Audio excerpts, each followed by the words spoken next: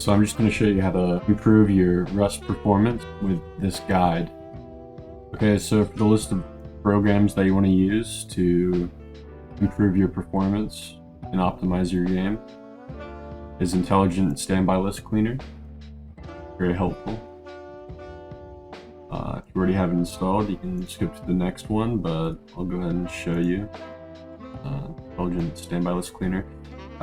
So you want your timer resolution to like 0.5, and if it's not at 0.5 for max, what you want to use is these commands, and I'll put them in the description.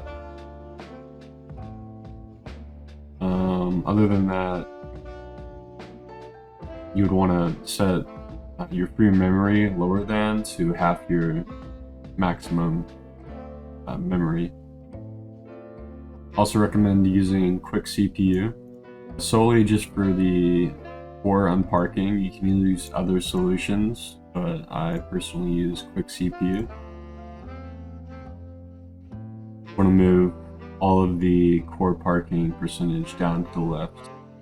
CCleaner, I mean, it's just good to use, so I just used it recently and it cleared 13 gigabytes from all different applications. You can also mess around with your registry, but always make sure to keep a backup. Let's see, I made a backup there. Okay, next, disk cleanup ones and use it like that, pretty much.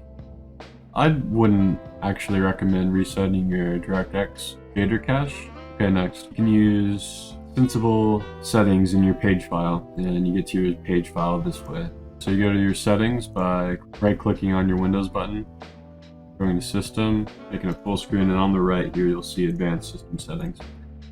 You're going to move over to the third tab, Advanced, go to your Performance, and you can mess around with this. Make it best performance or make it custom, and here are my custom settings. It doesn't really matter much anyways. Processor scheduling, I would recommend setting that to adjust for best performance of programs. And so since I have 16 gigabytes of memory, I would recommend for people that have the same amount to use an initial size of 8 gigabytes and then all the way up to your max size, just for the paging file.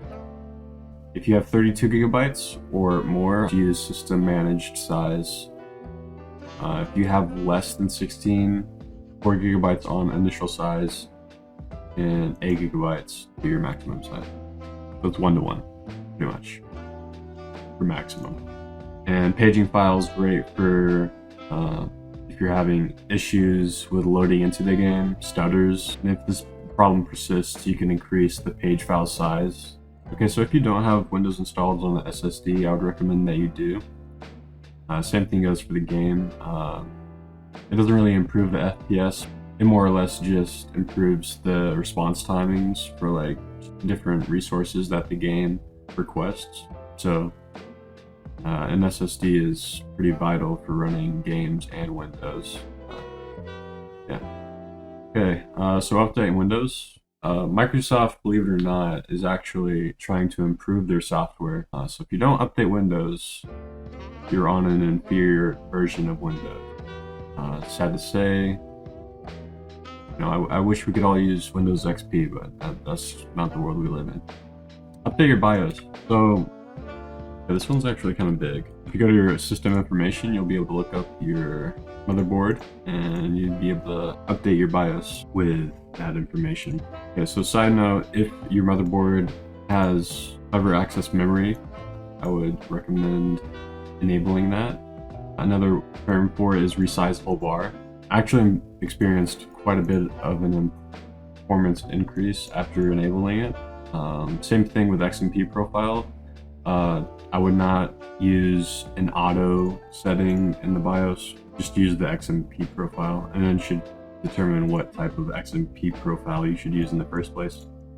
Okay, update your drivers. I mean, that's pretty much a given, but if you want to go more in depth, you can use NV clean install.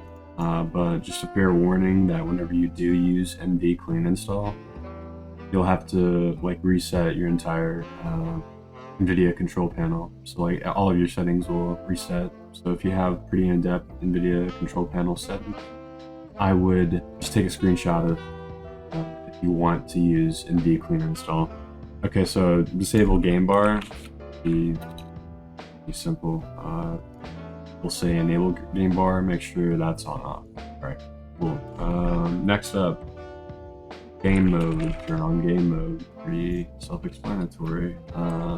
Windows graphics settings, just look up graphics settings, and then you'll be able to look up